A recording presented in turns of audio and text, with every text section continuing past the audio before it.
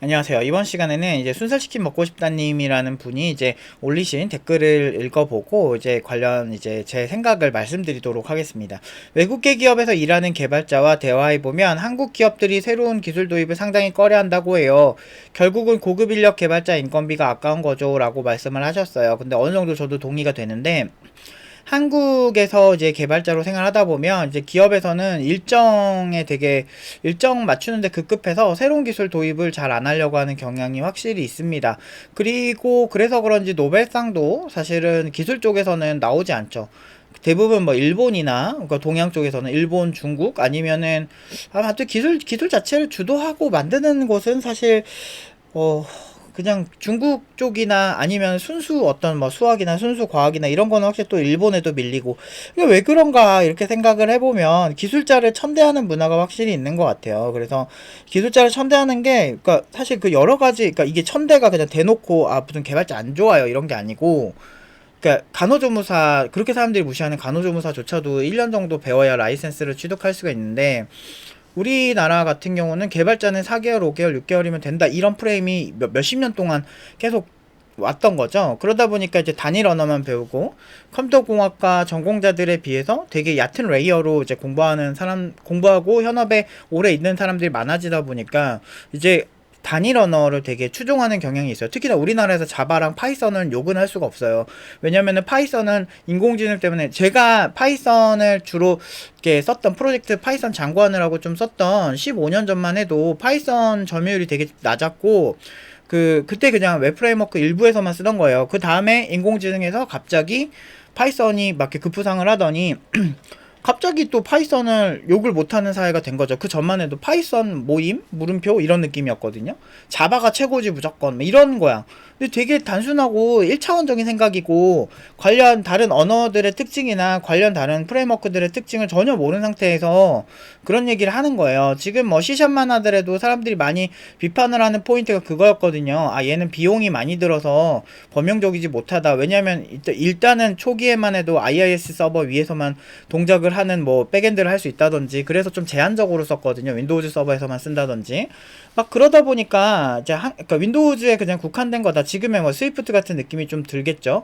그런데 지금 그러니까 어느 일정 시점에 갑자기 버전업이 팍 되면서 아 이거 리눅스에서도 쓸 수 있고 정말 많은 이제 멀티 플랫폼에서도 쓸 수 있게 되면서 사실 비용적인 측면에서 사실 문제가 안 되기 시작했는데, PHP도 특정 시점에서 되게 고착화됐어요. PHP 5였나 그 이후에 업데이트가 되게 안 됐던 거예요. 그러면서 이제 뭐 성능적인 이슈나 여러 가지 이슈가 생기면서 페이스북에서는 힙합포 PHP라든지 뭐 이런 것들을 만들면서 자체적으로 PHP를 버전업 시켜서 막 쓰는 느낌이 좀 있었거든요. 성능도 향상되고 거의 이제 사실 거의 JVM 같은 거를 만들어 가지고 이제 가상 머신으로 이제 훨씬 더 빠르게 동작하게끔 페이스북에서는 애초에 그러니까 메타라고 해야 되죠. 메타 쪽에서는 애초에 그런 기술을 많이 도입을 했어요.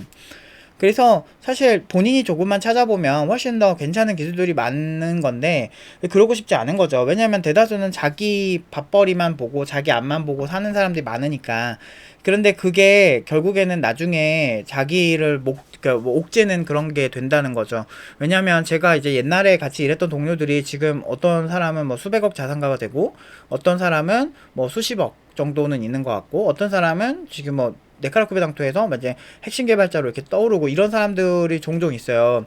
그리고 이제 병역특례 할 때 만났던 친구들이 그 당시에 병역특례 하는 친구들 중에는 뭐 다 그런 건 아니겠지만 굉장히 성공한 사람들이 많아요. IT 업계에서 좀 난다긴다는 사람들 보면 병역특례 출신들이 꽤 많아요. 그래서 그때 친구들이 다 이제 돈도 잘 벌고 막 그런 것들을 좀 보면서 제가 느낀 건데, 그런 애들 치고 단일 언어를 하는 사람도 없을 뿐더러, 그러니까 단일 플랫폼에 국한되는 사람도 없을 뿐더러 그냥 다 존나 잘합니다. 그냥 이렇게 이것저것 두루 알고 새로운 기술을 계속 이렇게 많이 해요. 그래서 저만 해도 이제 15, 16년 전에 레디스 같은 거 안 쓸 때 레디스 도입해서 되게 뛰어난 분이 또 계셨어.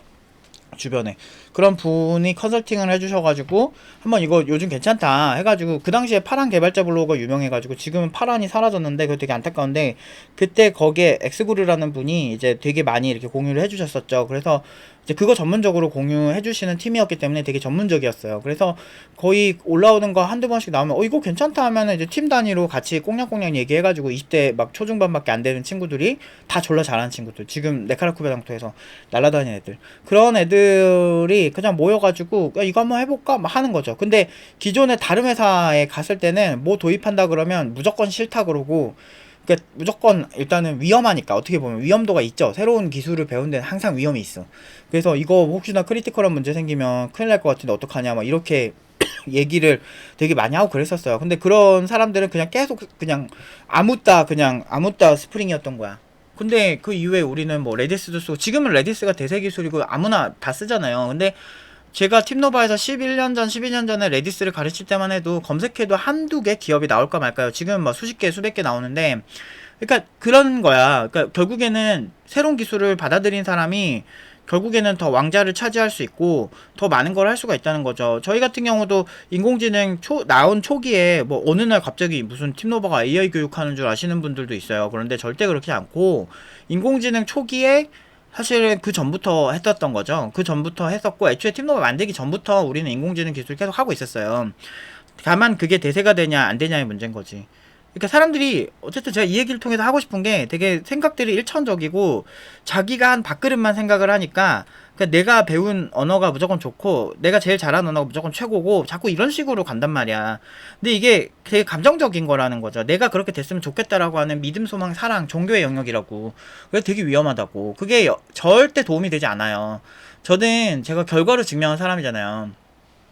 그런 분들 많지. 저는 정말 좋고 착하고 좋은 개발자를 만드는 개발자 선생님입니다.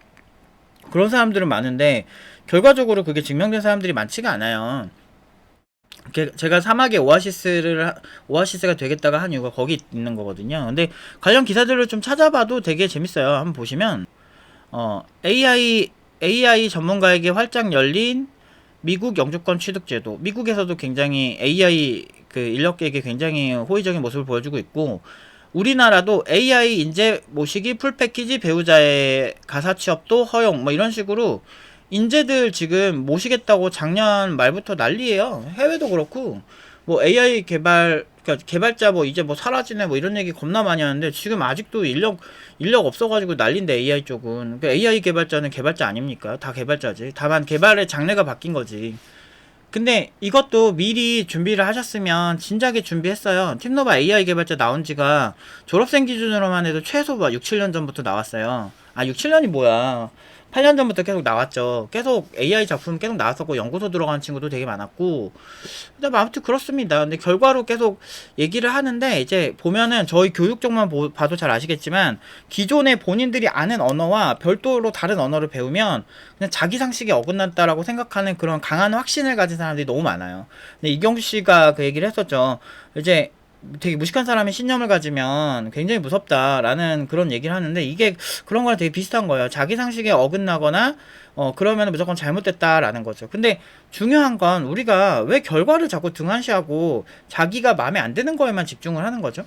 그러니까 예를 들어서, 그러니까 팀노바에서도 뭐 PHP를 배운다, 이거 한 5주 정도 그냥 백엔드 가볍게 쉽게 배우기 좋은 언어가 파이썬이랑 PHP가 있는데, 일단은 PHP로 일단 배우고 난 다음에 파이썬이라는 언어를 새로 접하면서 언어가 이렇게 계속 이렇게 다르구나 이러면서 다양한 언어를 배우면서 사람들이 좀 이렇게 그 스위칭하는 연습을 하는 거죠. 왜냐면 새로운 기술들, 제가 예전에 뭐 레디스를 도입하고 맨캐시를 도입하고 그 이후에 우리가 뭐 팀노바 자체에서 도입한 게 뭐 카산드라, 뭐 몽고DB, 그러면 그래프QL 등등 데이터베이스도 진짜 무궁무진하고 지금 엄청 많이 나왔어요.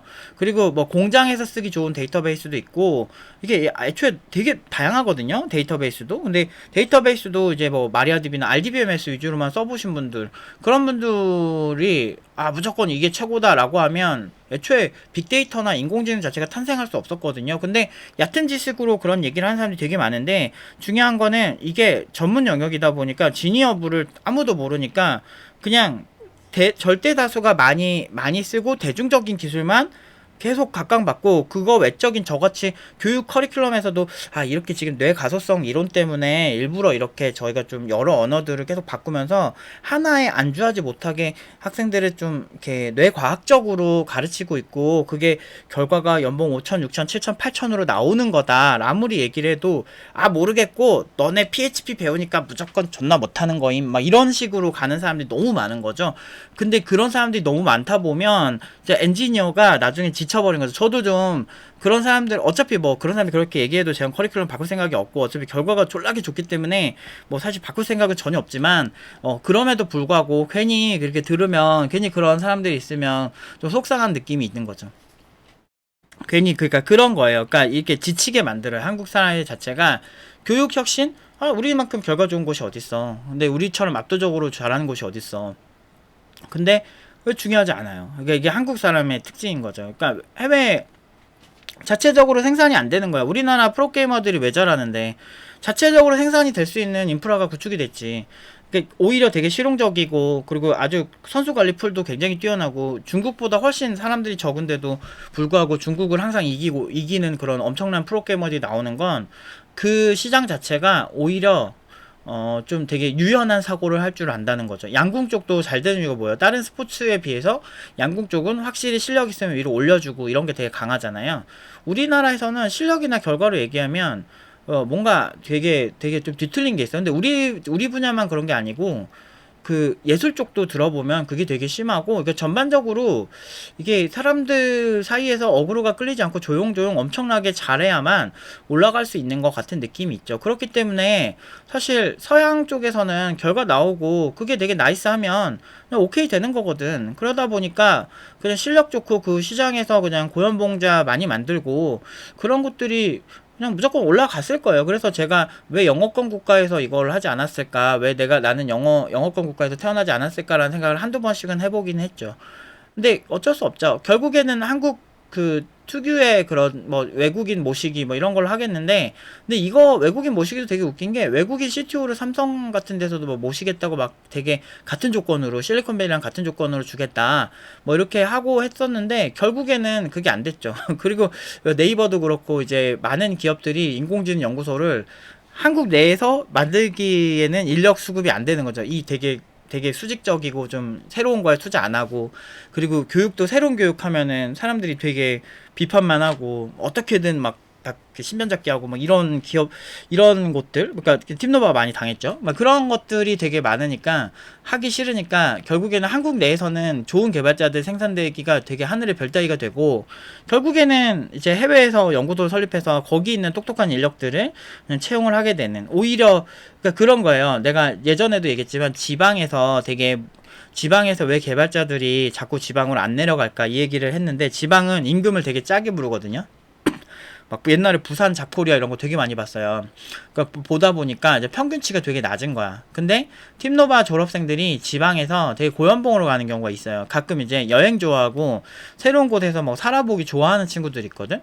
그런 친구 중에 한 친구가 저는 사실 서울보다는 좀 지방에서 일하고 싶어요, 경험해보고 싶어요, 이 얘기를 해가지고, 그 당시에 영남대병원 쪽에서 AI 쪽 하는 쪽에 막 그 일반 소프트웨어 개발도 하고 뭐 AI 연구도 하고 뭐 이런 회사가 있거든요. 그런 요새 병원 쪽에서도 AI 개발자 많이 뽑으니까, 그러니까 정확하게 말하면 병원 쪽이랑 같이 연계하는 AI 회사인 거예요. 거기에 이제 그 제시를 하는데, 오히려 일반적으로 제시했을 때 개발자가 너무 안 뽑히잖아요, 지방에서. 그러니까 서울에 분점을 낸다거나, 그러니까 진짜 그런 기업도 많이 갔었어요. 서울에 개발팀만 서울에 있는 거야. 그 나머지 본사는 이제 지방에 있고, 이런 식으로 이제 오히려 본인들이 이렇게 그 멀티를 해야 돼. 멀티를 한번 깔고 거기서 개발자만, 서울에서만 개발자 수급해야 되는 이런 상황이 생기거든. 근데 이런 상황이 생기거나 아니면 지방에 가려면 그 친구는 그 회사에서 원룸도 계약을 따로 해주시고, 그리고 연봉도 서울에서 뭐 그 당시에 우리가 얼마로 갔는지 모르겠는데 5천 넘게 받던 시점이었거든요. 그 당시에도. 근데 5천 넘게 쇼부를 친 거야. 그러면 비용이 더 들죠. 그 회사에서는 원룸도 지원을 해줘야 되니까. 오히려 이게 경쟁력을 잃으면 지방 기업인데, 그 지방에서 저렴하게 뽑는 게 아니고, 특히나 이런 최첨단 기술은 정말 잘하는 사람들을 비싼 돈으로 모셔와야 되는데, 솔직히 같은 돈이면 여러분들 같은 경우는 뭐 서울에 부모님 계시고 막 그런 입장에서 과연 지방까지 막 뭐 대구 아니면은 막 뭐 제주 막 이런 데까지 갈까요? 다음도 옛날에 제주도에서 제주도 지금도 아직도 있는지 모르겠네. 다음 카카오 예전에 다음 시절에도 제주도 좋으니까 제주도에서 뭐 개발사 차리고 막 이런 얘기 했었는데 지금은 그런 얘기가 싹 들어가고 다음 카카오 합쳐지면서 사실 거기도 이제 베이스가 이제 수도권 베이스가 돼버린 거죠. 왜냐면 제주도에서 물론 제주대학교나 뭐 이런 학교들이랑 연계를 해서 서로 이제 개발자 막 그 연계하고 막 이런 것도 좀 있긴 있었는데 한계가 있어요. 결국에는 개발자들을 몰리는 시장이 되게 인기가 많은 거고 그 개발자들이 몰릴 수 있게끔 만드는 게 핵심인데 국가 단위로 봤을 때는 그게 이제 실리콘밸리나 중국 같이 좀 뭔가 그래도 그러니까 중국은 그 자체적으로 뭐 어마어마하니까 시장이 엄청 크니까 그래서 몰리는지 모르겠으나 일반적으로 봤을 때는 그냥 그 가장 힘에 놀린 최고 연봉을 주는 나라에 몰릴 수밖에 없다. 결국에는 그렇다. 그리고 지금 전 세계적으로 투자 금액이 어마어마합니다. 막 몇백조 투자하고 막 몇십조 투자하는 게 일반적이에요. 못해도 영국만 해도 2조 이상을 투자한다 그러더라고. 인공지능 개발 쪽에. 근데 이런 시점에서도 지금 뭔가 되게 이제 또 안 좋은 그런 사람들을 이렇게 어떻게든 디버프 이렇게 해가지고 못하게 막으려고 하는 사람들이 있거든.